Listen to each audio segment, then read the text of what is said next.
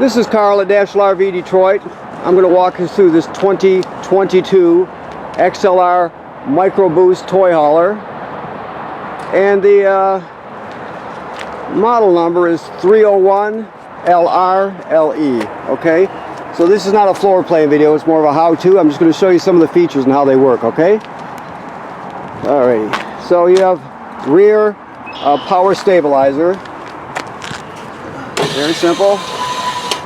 Up and down. You have a power awning with LEDs. This is an on-demand water heater, so it gives you a non-stop, come on now, non-stop flow of water. As you can see, the thing to remember is that this switch is here. This is an on and off switch.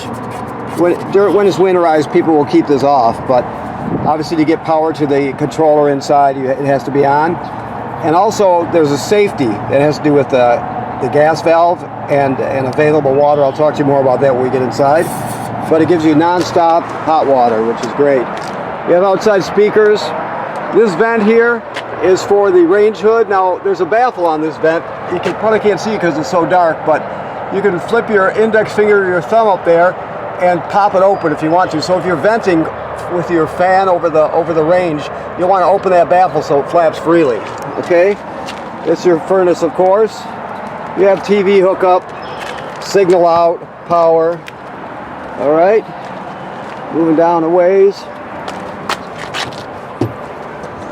You have your pass-through storage. That's your power cord is right there. It's a 50 amp cord. Okay? You have two 20-pound LP tanks, which are full.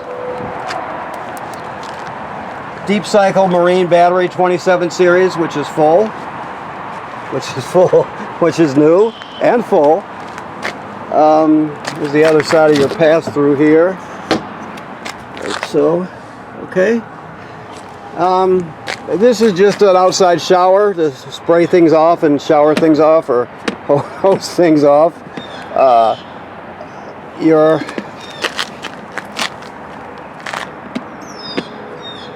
city water connection is right here. That's the most common way to get water to the trailer.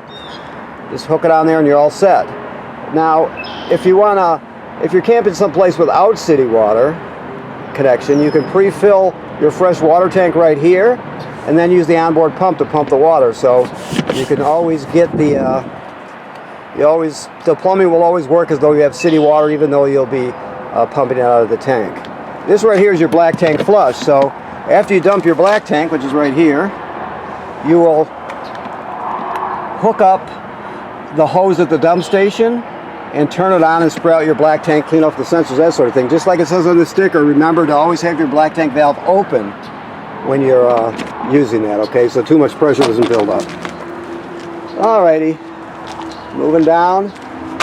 This is where your short cord plugs in, a 50 amp cord. This is your gas nozzle. There's a master switch on the panel in there, so keep that in mind. Also, keep in mind you have to coil this when you put it in, otherwise it'll sag underneath the trailer. So always coil it when you're putting it in. All right. Those are vents. Manufacturer states that you should inspect your roof every 90 days or so, so make sure you do that. I'm not going to open the door here because I've got only one hand because I'm holding this camera. So, but when you come to pick up, we'll open it for you. You can probably see up there's a housing, which is basically means this is pre-wired for a Furrion backup camera kit if you wanted to get one. It'll go right in there. Alrighty. Let's see what else. Coming back around, we'll go inside. See what we have. Okay. So this couch here jackknifes flat. The table obviously stores. It's not stored right now, but it's closed, obviously. As we look at the control panel, your power awning is right here. You see it? Extending and retracting. Never leave it out unattended. If you're not going to be at the campsite, roll it in, of course. Your lights are here. Your water pump is here. So that water pump is used to pump water out of the fresh water tank. If you don't have city water, it's also used to winterize the trailer. There's the master switch for the fuel pump. Okay, and then of course all your levels, like that. This is your thermostat. You hold it, the mode button in to get it to turn on. So there you go. Same with shutting it off. You just go through the different modes that you want. Okay, I'm going to shut it back off because we're not plugged in. We're running off battery right now.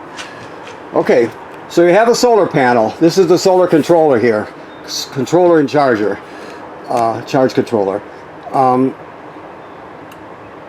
Basically, the upper right hand button is the one you're going to use. The other ones don't matter. Your battery type's already been set.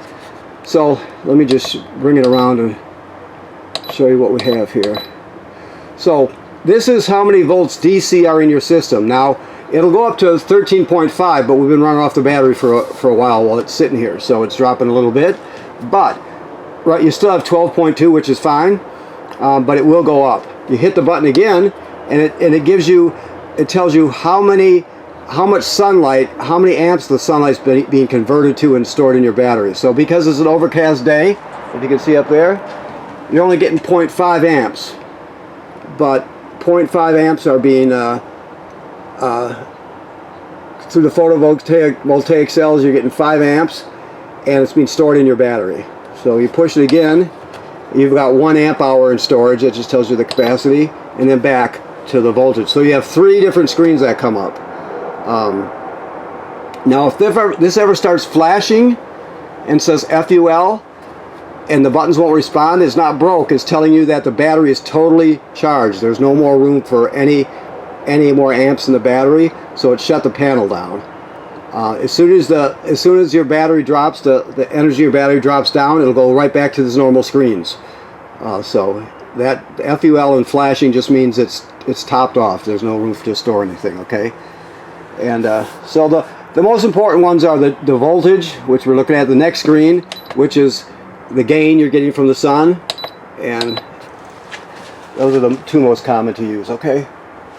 Alrighty, so let's see here. You have your 2 seats here. This is let's see what we got here. Oops. This is a 12 volt DC refrigerator, compressor type refrigerator, runs on 12 volt. Okay. Below it, on this side, is your carbon monoxide LP gas detector. It should always be green. If it's not green, get it serviced. This is your power converter right here. So this converts AC to DC power. So on this side, 110 AC, you see you got your circuit breakers here like you have at home, and they're all labeled, right? Then the power is converted to 12 volt DC. On this side, you got 12 volt fuses, and they're all labeled. Also, this is a battery tender, so it'll always sense and check how much energy your battery has, and it'll send, as long as you're plugged into shore power, it'll send as many amps necessary to charge your battery. So when you're pulling down the road, your tow vehicle's charging your battery. When you're plugged into shore power, this charges your battery, and the solar panel is always charging the battery depending on the conditions outside. Okay, so you have your distribution center for AC power. It converts it to 12 volt DC here, and it charges your battery. Okay, that's the power converter. All right, so let me see if I can get this out of the way here. First of all, your range is right here. I showed you the vent on the outside with the baffle. Always open the baffle if you're going to run the fan. Okay, it's also got a light on it. Your microwave works like any other microwave. Your range top works like most of them do. You have sparker here. You turn it clockwise to spark. You have 3 burners, 3 knobs for the 3 burners, and then this one is for your oven. Then you have a light up here and an oven light down there. Okay, so I don't know if this is the gas is on or not. I'm not going to mess with it. No, if the gas is on, you just put it towards light, click it, and it'll light. Okay. Anytime you put new tanks on, there'll be an air bubble in the line. So keep in mind you might have to work past that. But once you've done that, it should light the first click every time. When it comes to the oven, there's a pilot light down here all the way to the back. So you're going to take the oven knob and go to the picture of the flame, the pilot light. You depress it. You keep it depressed while you're lighting it. So you light it until you see the flame light down there. Once you do, you hold this in for another 10 or 15 seconds to heat up the thermocouple. Then you go to operating temperature. When you're done, you'll shut it off, and obviously the flame goes out, but so does the pilot light, so you have to relight the pilot light each time you use the oven. Alrighty. This, I just left this open for now so you can see. This is where you draw antifreeze into your system, right here. Okay. Your keys are hanging on the faucet. Okay, your bunk is in the down position. We'll put them up and down for you when you come to pick up so you can see how it works. It's very simple. And then of course this jackknifes, and it folds up. It goes into several positions so you can park your stuff in here, your dirt bikes or whatever you got, your motorbike or what have you. Let's see what else we have here. Let me look around, make sure I didn't forget anything. Yeah, when we put the ramp down, we'll show you it has a gate that goes around it and that sort of thing, so we'll go through that when you pick up. Alrighty. Your TV hookup is right here, of course. When it comes to your radio, this has a USB drive on it, so you can play your MP3s or whatever. It has AM/FM radio. It has Bluetooth, so you can stream from your phone or your tablet. It has 2 speaker zones up in the upper left-hand corner. Zone 1 and Zone 2. Zone 1 is inside the trailer. Zone 2 is outside the trailer. So it does everything you need and then some. Okay. Coming up. Okay, I got the bathroom. Pretty typical. Sink and shower and toilet work like all travel trailer showers and toilets. Keep in mind that it has a flush pedal right here, and before you use it, you're always going to put a dose of chemical in the bowl and stand on the pedal and hold it down till at least a gallon of water goes into the tank along with the chemical and it's ready to be used. If you don't do that, it'll be considered using it dry, and the smell will be terrible, plus it'll get clogged up. So you always want at least a gallon of water plus chemical. That's a GFCI. All the plugs in the trailer are wired through GFCI, even the one on the outside.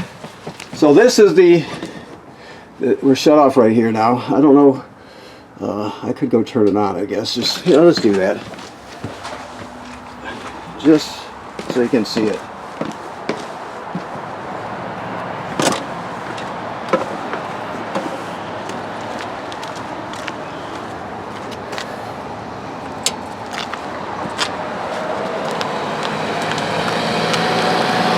So we're going back inside here.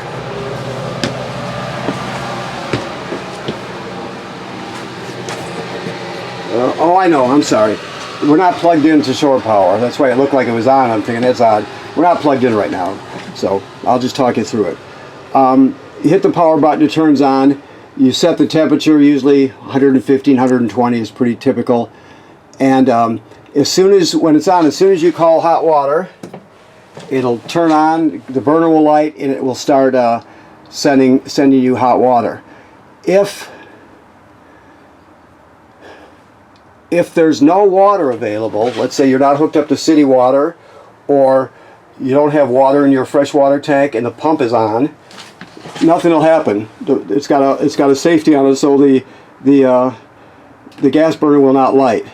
So you always have to make sure you're hooked up to water, to city water, or you have water in your tank with the pump turned on so it can sense the water. So keep that in mind. It won't work unless you've got the source hooked up, okay?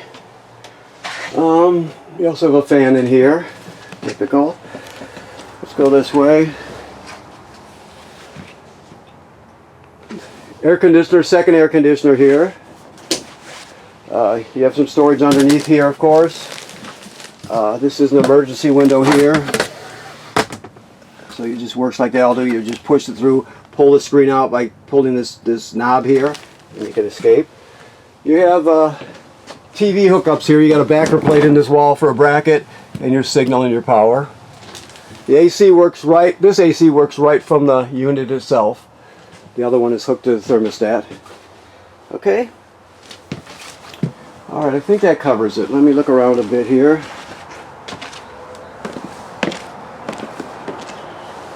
That's your remote for your sound. Okay. Okay, that looks like that's it. So I want to thank you for purchasing your trailer here at National RV Detroit. Please remember what I said about inspecting your roof. That should be done as part of your regular maintenance. to protect your investment. You can't see what's happening up there unless somebody goes up there and look. And right now this has got antifreeze in it, so it's set for the winter. Once spring comes, you're going to have to purge it out and replace it with water, of course. Okay? Thank you very much.